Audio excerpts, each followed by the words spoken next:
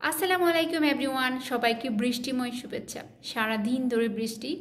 আজকে আমি কিছু বাণী নিয়ে কথা বলবো। বৃষ্টি নিয়ে মহাপুরুষরা যা বলে গিয়েছেন, চলেন দেখা যাক কেমন হয়। শেখ সাদী বলেছেন, a promise is a cloud, fulfilment is rain. একটি প্রতিশ্রুতি, একটি মেঘ, পরিপূর্ণতা হলো বৃষ্টি। কি সুন্দর কথা, রাইট? ন্যানসল বলেছেন, anyone who says sunshine brings happiness seems to have no experience dancing in the rain. So, ন্যানসন বলেছেন, যে কেউ বলে যে রোদে সুখ এনে দেয়, তার মনে হয় বৃষ্টিতে নাচার অভিজ্ঞতা নেই। ডলি প্যাটন বলেছেন, if you want the rainbow you have to endure the rain. Dolly Parton বলেছেন, আপনি যদি রংধনু চান তাহলে অবশ্যই বৃষ্টিকে সহ্য করতে হবে। So adorable speech, right?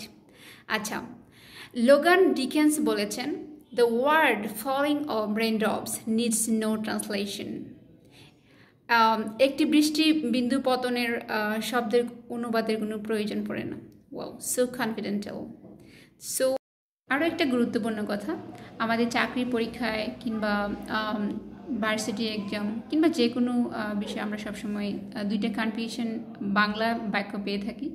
বৃষ্টি পড়ছে, সো এই বৃষ্টি পড়ছে এটা একটা অনেক মজার একটা বাক্য। এটাকে দুইভাবে এক্সপোজ করা যায়, যেরকম বৃষ্টি ইজ রিডিং, আবার বলতে পারি it's raining.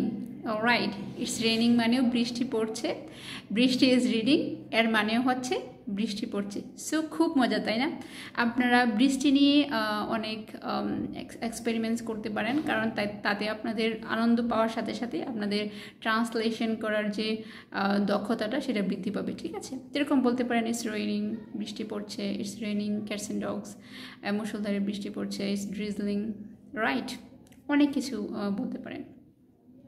It's really coming down outside, বাইরে সত্যি বৃষ্টি পড়ছে। কত ধরনের সেন্টেন্স বানাইতে পারেন। এইভাবে সেন্টেন্স বানাইতে বানাইতে দেখবেন এক সময় আপনি অনেক ভালো বলতে পারছেন। আমি মনে করি প্র্যাকটিস করতে করতে মানুষের যে কোনো বিষয় নিয়ে প্র্যাকটিস করতে করতে মানুষ এক সময় এমন দক্ষতার সর্বোচ্চ চূড়ায় পৌঁছায় যে কেউ থেকে ডিল করতে পারে না। রাইট, সো সবাইকেই শিক্ষার আমন্ত্রণ রইল, সবাইকে বৃষ্টি নিয়ে চর্চা করার আমন্ত্রণ রইল। আবারও বৃষ্টির শুভেচ্ছা। Thank you so much. দুদিন ধরে বৃষ্টি পড়েই যাচ্ছে। সো বৃষ্টির দিনে সবচেয়ে যেটা মজার হয়ে থাকে সেটা হচ্ছে খিচুড়ি, ডিম পোচ কিংবা ডিম ভুনার সাথে খিচুড়ি খেতে খুবই মজা লাগে। তো আমি সবাইকে বলবো যে বাসায় খিচুড়ি বানিয়ে ডিমের সাথে খান আর মজা করেন, সময় কাটান। বৃষ্টি মানেই হচ্ছে শান্তি।